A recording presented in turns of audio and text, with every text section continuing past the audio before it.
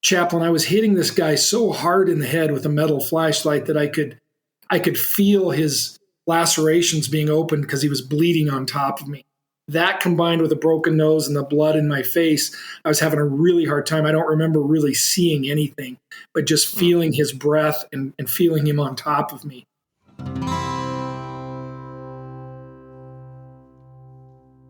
Welcome to the Hey Chaplain podcast. My name is Jared Altick, and I'm a chaplain with the police department.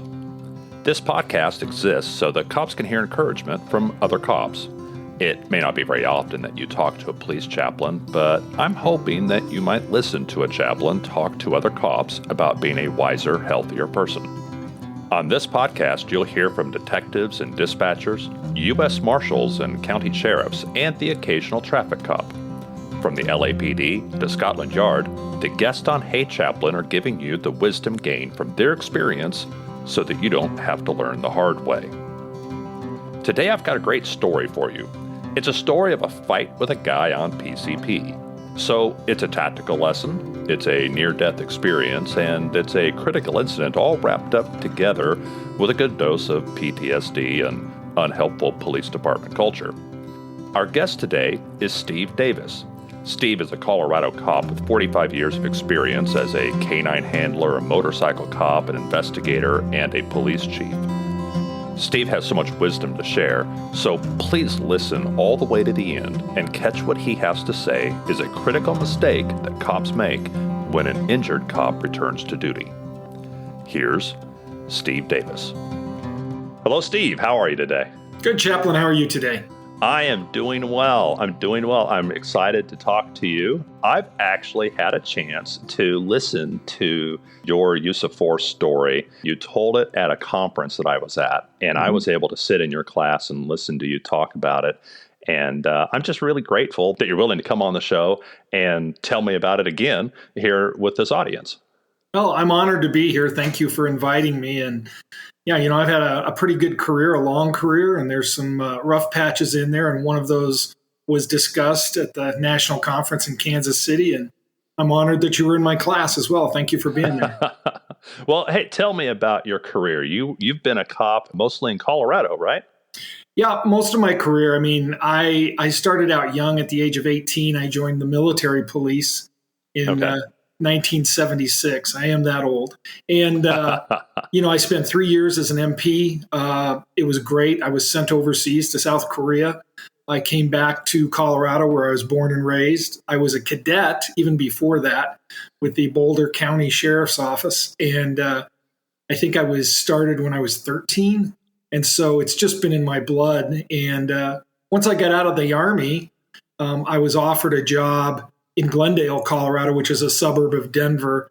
I spent 2.5 years there until Denver sneakily came over and recruited a bunch of us.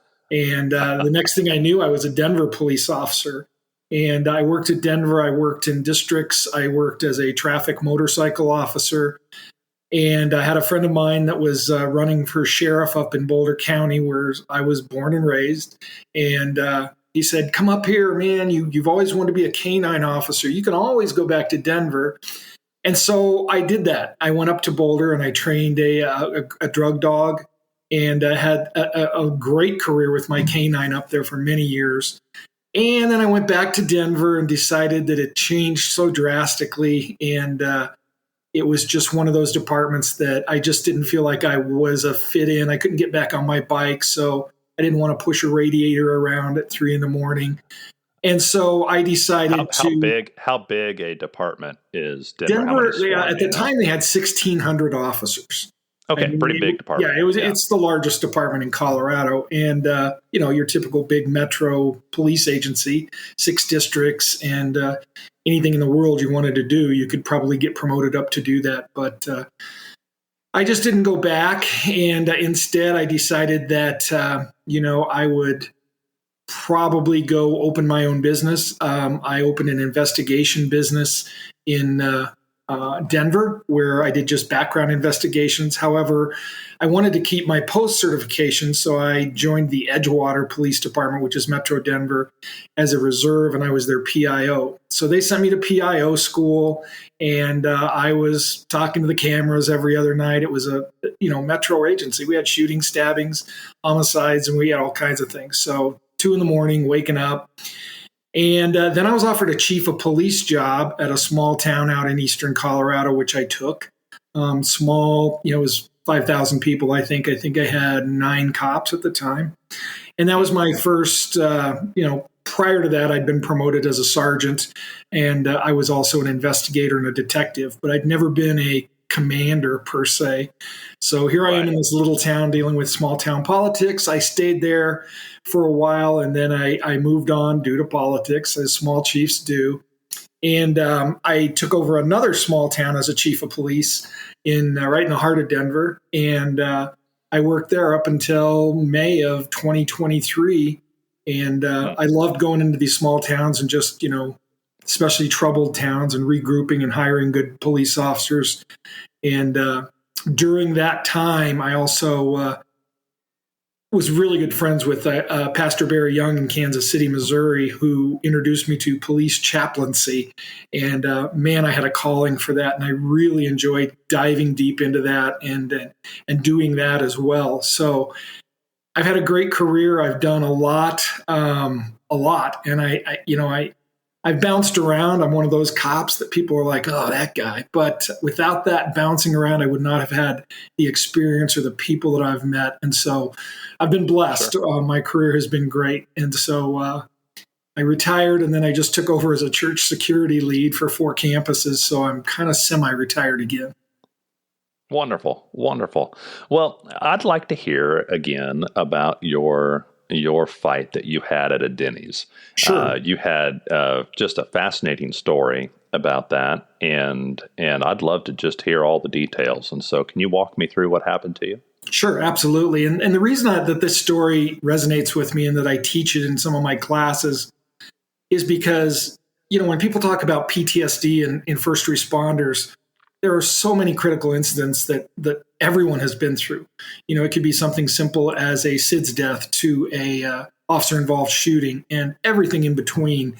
And we see so much that oftentimes we just bulk it all together. And for some reason, this experience was kind of a change agent in my law enforcement career in many ways that I'll go into better detail. But this one has stuck with me. And I've seen some horrific things in my life that even top this, but this one was more like a lesson for me, if you will, a spiritual lesson as well as a tactical lesson.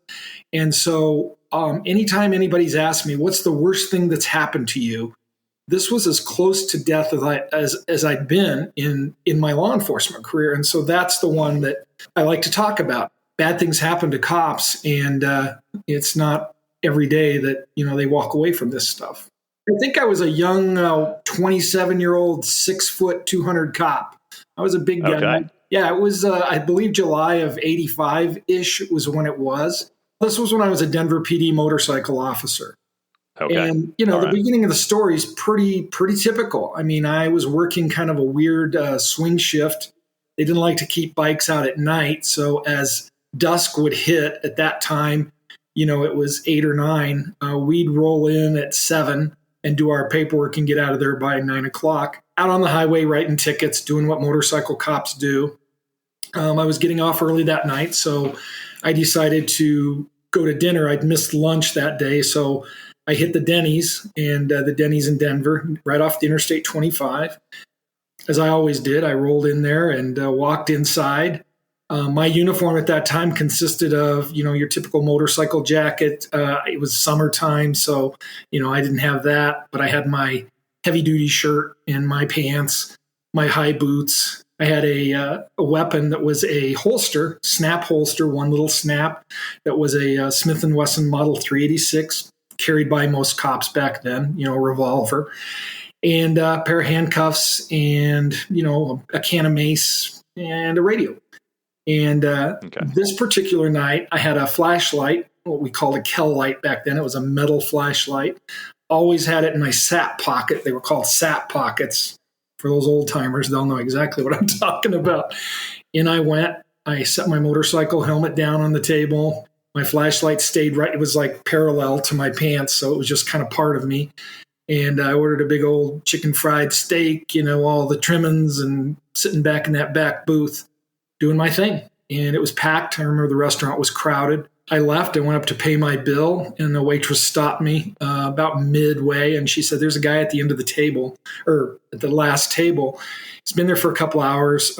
He had water. We just need him out of here." I said, "Okay, no problem." So I went up to pay, and he was directly behind me at a table. And I turned around to him, and I bent down, and I said, "Hey, you need to leave. You need to pay and get out of here." And she said, "It's okay. I think he had a tea or something." She goes, "We're not going to charge him. Just have him go." I got no response. He had his head down on the table into his hands. Guy was probably about 5'6", maybe 150 pounds. Wasn't a big threat to me. So I leaned down further, and I put my helmet down on the table next to him, and I touched his shoulder, and he came up rapidly and headbutted me and instantly broke my nose, pushed me back. I felt the pain. I felt the blood. I felt the shock of, did this just happen? And so the back of his head to your nose? The front of his head. He just headbutted me with his forehead right into my nose. So he faced you. He faced you first and then headbutted. Okay. Just came up and boom, just surprised me. I mean, I wasn't prepared. I was too close. Big officer tactical mistake. And the fight was on. I mean, he was on top of me, and I fell backwards. I hit my head on the register, and on the ground I was. The only thing that I really had at my power at that time was my hands. Immediately, I felt his hand going down to my right side to my holster, and him pulling on the butt of my gun, which in those days, that one snap, it wouldn't have taken a lot of force to pull that gun out. And I remember almost clamshelling my right arm down on my holster as I was trying to fight him with my left hand. He was hitting me with all his might with the other hand in the side of the face. I was hitting him with all my might with my left hand. And finally, we rolled a little bit, and I got an advantage to get to my knees. As I came up, I grabbed him by his shoulders to roll him over, and he came up as well. So here we are face to face again in this little tiny area. And we crashed over the table into the glass of the Denny's, which broke all the glass. And we were literally fighting on the table until we rolled out into the bushes in front of Denny's. And it happened through the window. Through the window. It happened so fast that I don't even recall doing that until every now and then I'll wake up and I'll hear that glass. We were outside. I remember looking up and seeing people looking out that broken window and the other window. And I thought, dear Lord, somebody come and help me here. It was bad. I mean, I instantly recognized that this guy either was on something or, who knows, but he was very, very powerful. And I was a big guy, and I was in good shape. And I just felt this overwhelming fear and of this is real and this is happening, and there's nobody here to help me. So the next thing I knew, we were outside in these bushes that were parallel to the windows.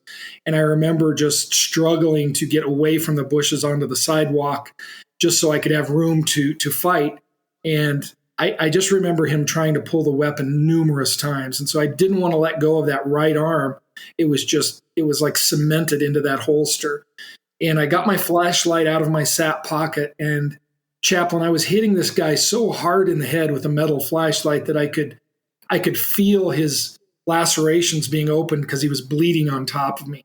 That combined with a broken nose and the blood in my face, I was having a really hard time. I don't remember really seeing anything, but just feeling his breath and feeling him on top of me. I managed to hit him several times, and then I managed to kind of have this just real quick lull where he was tired and I was tired. And I was thinking to myself, if I could just get him off the top of me, I can win this. But I also remember, losing my breath and fear and the fear of losing consciousness, because my mind was just starting to I was like, I don't know how much more I can go here. Back in those days, we had the Will to Survive training by Street Survival, and everybody went to it. And they just told us, never give up, fight till your last breath. And I remember thinking about that, thinking, I will fight till my last breath, but I feel it coming. I felt him pulling on my gun so hard that I thought it's just going to come out. He's going to get it and he's going to shoot me. That's when the real fear hit me. I thought to myself, I can lay here all day with him and let him punch me and I can punch him. If he gets my gun out, he's going to have control because I'm not going to have a quick enough time to grab it. I just felt that my arm was just incredibly sore and tired. I recall saying, God, please help me. And at that time in my life, I wasn't on a path with God. I was on my own personal path of, if I need help, I'll ask God. Otherwise, I'm just going to pretend you're there. But I remember thinking, this is it. And I remember starting to lose my breath. He never talked. He was grunting. He never talked. I remember pushing my panic button on my radio. I couldn't get my radio out. I could hear them saying, 833 is calling for help, but we don't know where he is because I didn't call out at the restaurant, which is useless because they didn't have GPS back in those days. They just knew that a cop was calling for help. And so I was on my own. I couldn't understand why no one was helping me. I remember just glancing that first time and thinking, well, if I just get a couple guys out here to pull him off of me, like people should do, but it just never happened. I laid there. I felt weak. I was about to die. And at that time, I thought, this is it. I had 2 kids. Well, no, I had 1 kid at the time. I remember thinking to myself, like everybody does, is this it? I thought if I just pass out, I'm never going to know what happened. They'll just kill me or he'll walk away. And it was in that instant that I could feel him just exhale, just like that. And he was off of me.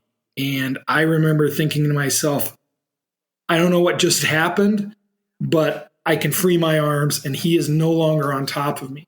And I remember wiping my face and I remember seeing 2 white shirts, paramedics that were pulling him off the top of me. And I remember seeing the ambulance parked right there next to the sidewalk as I looked up and I thought, oh, it's Denver General. That's what they were called back then. And I just figured there were cops there and everybody came and I just lost a moment of consciousness or something. But I remember them struggling with him, pulling him, saying, just get him under control. I remember them reaching for my handcuffs and unbutton it. And I just said, here, here, here. And they secured the guy. And then I remember hearing sirens, lots of sirens from backup because they called it in. They started treating me and they were like, where's all this blood coming from? Most of it was his. I was just covered. They were checking me out. I remember I had a few cuts from the window. I had, the side of my face hurt from where he was hitting it, but I don't remember being in a whole lot of pain. I remember the relief, I think, kind of took over oh, thank you, Jesus. I'm still here. And I remember all the police officers that arrived checking me out, but I was standing up. I remember they said, sit down. I remember I said, I just need to stand up because I've been down for so long. And I remember seeing people, coming out and looking. And then they put him in a stretcher and then they put a scoop stretcher on top of him. You could do that back in those days and restrained him because he was still fighting with everybody. Right. And, nobody was asking me what happened or anything else at that time until a supervisor came and said, what happened? And I was telling the story and they put him in the ambulance and they said, we're taking the officer with us, get in. And I'm like, okay. And I remember thinking, I don't want to come. I think I was afraid of him, honestly. I think I thought, this is like a monster to me. I mean, this guy just about killed me. Yeah. And I remember cautiously getting in that ambulance and sitting down in the bench while they were dealing with him and going to Denver General, which was just a few minutes away. And then he just became real still, very still. And the medic was down there talking to him going, hey, you still with me? You still with me? And he said, yeah, his eyes are open. And I was thinking to myself, is he just ready for round 2? I didn't know. We pulled into the ambulance bay I remember the security guard, they had private security, Denver Sheriff's Office, and the doctors and nurses opened the door because they said, hey, we're coming in with a cop. So everybody comes out. And the doctor said, get that crap off of him. I need to see who this is. And they said, well, this is the suspect. And the doctor said, I don't care who it is. Get that off of him so I can see what I've got.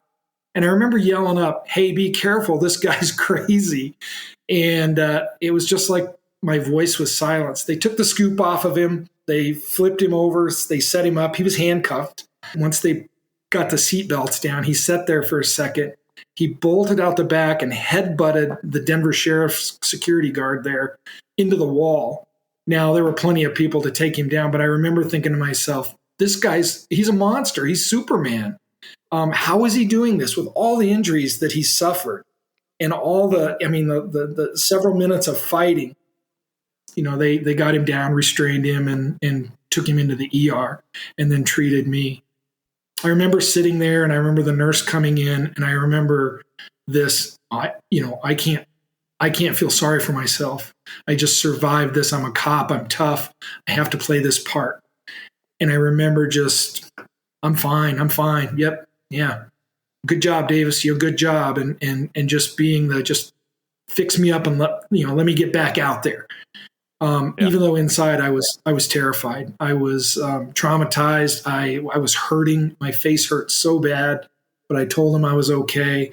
My arm hurt.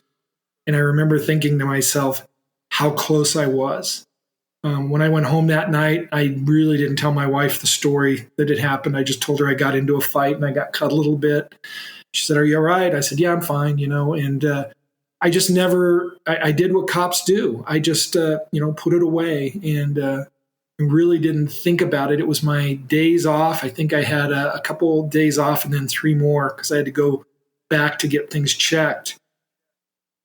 And I went back to work, and I remember they said, well, we're just going to put you on the desk, up front until, because my arm hurt really bad, and they put it in a sling. And the sergeant came in. I had a sergeant that was just hardcore. And he said, hey, Davis, did you enjoy your vacation? You ready to come back to work? And I snickered and said, yeah, Sarge. Not anything else was spoken. The guys were just like, hey, you said you were fine. Why do you have that your arm in a sling? It was more of a comedy relief than it was any kind of caring. I had a couple of guys that were friends of mine that said, dude, you okay? But we just didn't talk about it. I was fine, and right. That's how I needed it to be. Yeah, rub some dirt in it. And it was, anytime anybody got into a fight, unless you were critically injured, you just that was part of the work. That was part of the job. I did change a little bit. At first, I changed in my spiritual world. I thought to myself, I know why I'm here now. I know that God saved me. I didn't know why, because I didn't go to church as a kid. My parents, we had a picture of Jesus in our living room, and my mom would just say, that's Jesus. If you do something wrong, he's going to get you, But I do remember, asking God when relatives were sick and things like that, can you save them? Can you this? But I didn't have the relationship. After this, I remember thinking to myself, maybe I better check into this a little further, because something happened to me that night. And that when I didn't know what divine intervention was back then. I heard of miracles and things like that. And I thought, it's not a miracle because this happens to cops all the time. And then the more I thought about it and the more I kind of started, talking to people that were, churchgoers in my police department and chaplains and people that really could talk to me, I understood that, this was some kind of divine intervention, because those paramedics were at a stoplight. They were at a stoplight that they looked over and they saw us fighting. They were not called to the scene. They didn't even know I was a cop when I was down on the ground. And they pulled in there and immediately recognized who I was and saved my life. If they wouldn't have been at that stoplight, there's a good chance that I would have been dead and that this guy would have won. In fact, it haunts me to think how close it was that, I almost lost my life over something like that. I always pictured it was going to be, a gangster jumping out of a car shooting me, or, somebody getting me from behind. I've lost a lot of friends in officer-involved shootings and suicide. And I just thought, that's how it's going to be. Not this, not at Denny's having dinner. I was going to ask if you got confirmation later about, what he was on. And he was on PCP. It enhanced your strength, and he had a large dose of PCP on him. He was convicted for assault on a police officer. I think he got 8 years for that back then. And I remember thinking to myself, I need to learn more about this PCP. I heard about it, and I heard, drug investigators talk about, it enhances your strength and it, makes you 10 times as strong. I experienced that firsthand. I also remember thinking to myself, I will never go anywhere without calling out on my radio. I will never go anywhere without, I couldn't even reach my mace, even if I tried to. I don't think it would have affected him really. I'm glad he didn't reach it and get me. And I have never set foot in that Denny's since. It's still there. And every time I drive by to this day, years and years later, I look at that Denny's and the first thing I look at is that window, and I get that fear in me that thank you, Jesus, for saving me. I learned later in life, you read the Bible and you think, okay, if God is always with me, what does that mean? What does that mean that God's always with you? Where is he when my mom died, when my dad died? And, thinking of things like that. Yeah. And it hit me. And I thought, God was with me, then for sure. And all I had to do is just, survive this.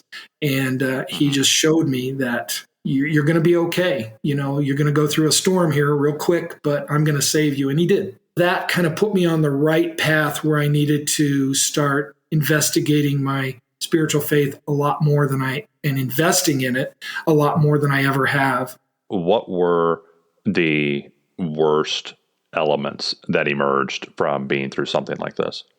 The worst element, I think, would have been just the fear and the dismay that I experienced that I'd never had before. I mean, I'd been a cop several years before this happened. And I remember thinking to myself, I can do pretty much anything. I can take care of myself. You're a big, strong guy. I've fought a lot bigger guys. I remember bar fights where I've just been my rear end handed to me, but I won. I pushed the button and 20 of my friends showed up and we took care of business. And I remember thinking to myself, if this can happen to me at Denny's, and so it took my confidence level down. And I remember it took my tactical level up. And so those two things combined, I was thinking, can I really do this again? And I questioned my ability as a police officer many times after that. As soon as somebody would jump out of a car and say, why'd you stop me and get aggressive? I remember that fear thinking, man, is this going to happen again? What should I do? And I think a lot of younger officers I talked to after this happened felt that same way. They thought, if this wouldn't have happened, how would I have responded before that? Would I have been more aggressive, less aggressive? And I remember just being on edge for many years after that, just thinking, and I didn't like that feeling at all because I was a very good police officer. I was very safety conscious. And I remember thinking to myself, what would I have done different that night? And the only thing I really should have done different is call out there so they knew where I was. I would have got help there a lot sooner. But other than that, I mean, I got too close to him. That's a huge issue. I should have had another officer there with me. But back in those days, you did everything by yourself. And I remember just the nightmares. The nightmares didn't come right away. It was 6-8 months later. I remember thinking to myself, I would wake up in a terror, and it was that. But I didn't know it was that. I just remember hearing the glass break, and I just remember, what is this? And the bright lights, there were lights there. I remember seeing the blood. And that was the downside, is I didn't want to tell anybody about that. I didn't want to tell anybody that I was having these dreams. There were no police psychologists available back in the days. We didn't have a chaplaincy at Denver PD back in the days. And I remember just keeping that to myself. And I had a really good friend, Dan Keogh, who Dan and I have been cops together for the same amount of time, who I would confide in. And Dan had been through a couple of critical incidents. And we just talk it out. And I think that's okay. That's what I need, is to talk it out with a friend. But I just listened to his horror stories. He listened to mine. And, we drank beer and did what cops did. So The downside was just I didn't get help like I should have gotten help. Had there been a chaplain I could go to, I think that would have been huge back in the day. I wasn't going to church, so I didn't know that resource was there for me.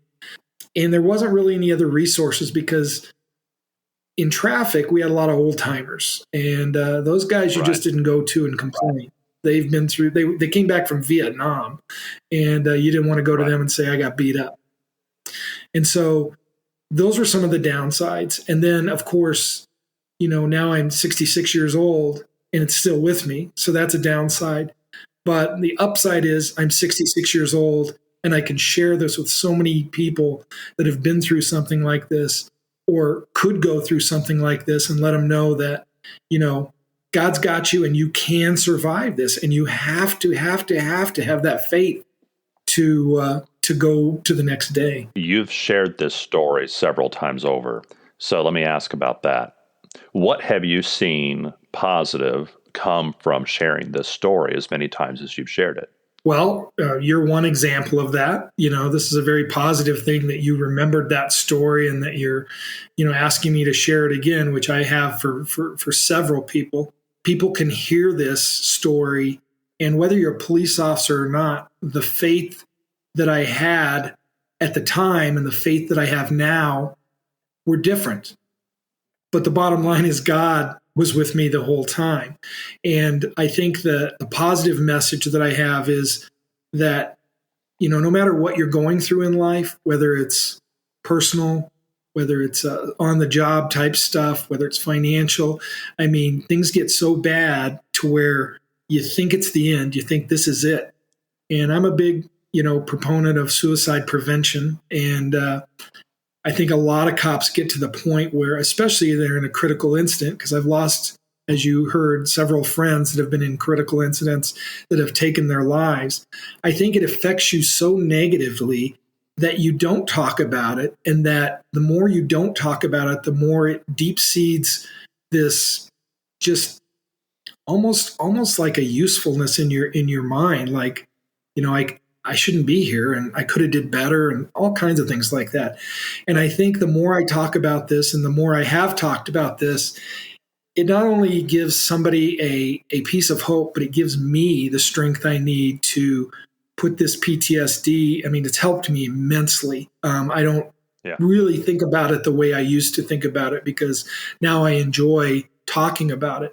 And like a lot of critical incidents, and you've talked to officers that have been through that, most people that don't talk about it have this jaded personality. The ones that do seem to come out of that shell and that darkness. And that's what happened to me. I think I came out of that later on, I'd say several years, and started talking about it. There was a good friend of mine named Ron Owens, who was a Denver PD officer who I worked traffic with. And Ron was instrumental in helping me cope with this afterwards, when I told him that it was really haunting me. And Ron had been through some pretty bad things. And he kind of told me, you got to talk it out. You got to talk about it to your wife, your family, whoever will listen to you. Just talk about it. Yeah. And the more you talk about it. And so that's what I'm hoping for, is not only for everybody else out there, but for myself. It really is a healing therapy moment for me to talk about this. Yeah, help to combat the isolation, the self-doubt, all of the other things that come in and affect us after a critical incident. Yeah. We all know that, when you go back to work, you're going to have, I've experienced this recently as a chief of police. Another agency, they had an officer hurt pretty bad. And I remember the other officers were making fun of him, saying, well, unless you get 12 stitches in your head. And I remember watching him, because he's a tough guy, old cop. And I remember how it affected him. And when I sat down and talked to him one-on-one about that, I said, what's the worst thing that happened here? He goes, the guys are making fun of me. And it still happens today. Yeah. And, I hope that whoever's listening to this, wherever they are, that they understand that you also are a change agent. Should this happen to anybody at your department, you're the one that needs to step up and check in on these folks and let them know that, this was a horrific ordeal they just went through. And that if they need to talk about it, even if it's not to you, please talk about it, because we're all human. And at the end of the day, we just, for whatever reason, cops, firefighters, all those first responders just don't like to do that. After 45 years of surviving police work, I know that God's protection and love was the most powerful force in my career. I didn't know that for the first 30 years of my career. I heard about it. I heard a lot of cops. We were talking earlier, the cops that brought their Bible to the police car, and I'm like, oh, don't be using that stuff on me. And they're like, all right. And they'd read me passages, and I'd be like, that's confusing to me. And so I would just let it go to the officers that were very subtle about it and said, what church do you go to? And I'd be like, oh, I want to change the topic because they're judging me. And they really weren't. I mean, this was God working through them, trying to get to me. And it's what I do now. And so I just want people to know that, you don't have to drive around with your Bible in your patrol car to understand that hope is always with you, and that, you are an agent out there to help other people. What I went through, what many people here are listening to your show go through. If we're not going to speak out, who is? And I think more and more cops are speaking out. I know that there's a lot of peer support groups. I mean, that is a big thing in a lot of departments, and it's so long overdue. And I'm happy for that. A lot of police chaplains like yourself that just, your calling is here to help those in need. And it's becoming more and more prevalent. And that's a good thing. I wished I would have had that 45 years ago, but I didn't. And I've survived. And so I'm very blessed to be here. A scripture that has always encouraged me is out of John chapter 16. Mm-hmm. And Jesus is talking to his disciples, and it's the last night they're all going to be together, and it's about to get really scary and really bad. And he says, in this world, you will have trouble, but take heart. I've overcome the world. And that helps me, because it doesn't mean that I'm not going to go through bad things. Mm-hmm. It doesn't mean that I'm not going to have losses and accidents and tragedies. It just means that I'm connected to something bigger than all of those horrible things. Yeah, it's a great passage. I mean, every night I pray, and I have for years, that God watch over all public servants, and that if they have to go through something, get them through alive and just keep them going. As we speak, somebody's going through something right now, critical incident or something in their life that they may or may not overcome. That's why I'm happy that you're out there doing this, and we can team up kind of and be able to hit as many people as we can and let them know that there's a very, very good reason to move on and keep going. What is your number one piece of advice to the officers who are coworkers to the person who's gone through the critical incident? So somebody's gone through something really serious, really traumatic. What do you tell the other officers? Well, from experience as a chief of police, I've had to do that several times. And I tell my guys and gals, I tell them, listen, and especially early on, because details are sketchy and you may or may not be able to talk about what happened. But the one thing I tell them is, I will give you permission to reach out to this officer. Don't talk about the incident in detail, but talk about their well-being. Reach out to them, even a simple text of, hey, how you doing? Or, hey, what can I do for you? Can completely change the storm they're going through. I've seen it happen. I've seen my officers that have said, man, everybody reached out to me, Chief. I really appreciate that. And not just once, not just twice. Don't talk to them about, hey, what happened? Just reach out to them and ask them what you can do to help them. And, shy away from talking about the incident itself, unless, you're able to do that, and then, let them open up to you. And the biggest thing is... But don't make fun of them. Don't make fun of them.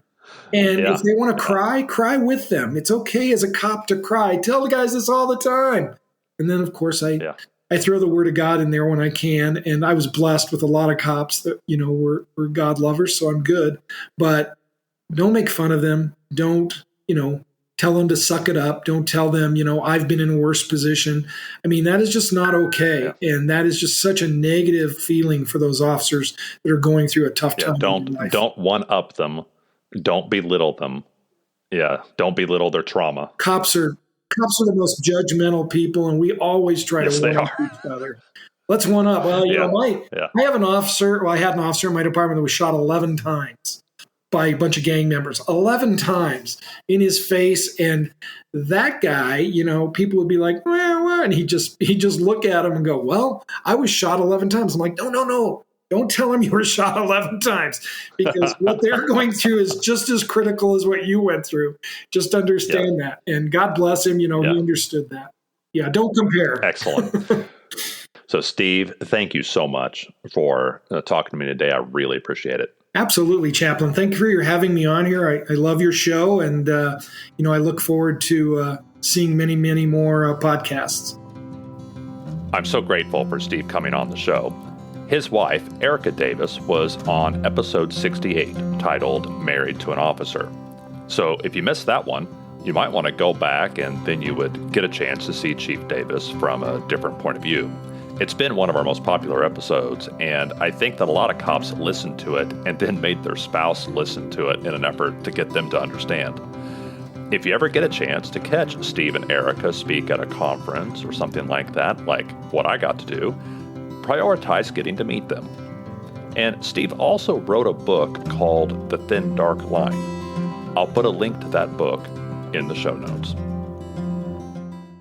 On the next episode of Hey Chaplain. And how could we have had 500 years of gunpowder combat and not let people know what every deer hunter knows? You don't hear the shot. These things that are happening in a life and death event, tunnel vision. Bad guys have tunnel vision too, and lateral movement can take you right off their radar screen. I love to shoot. I've got a black belt in Jiu-Jitsu, the martial art of the firearm. I love to teach shooting, and I believe every draw should have a sidestep built into it.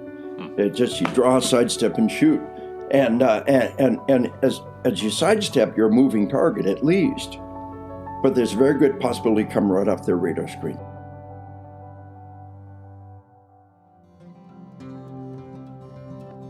Only you can prevent mattress commercials during podcasts.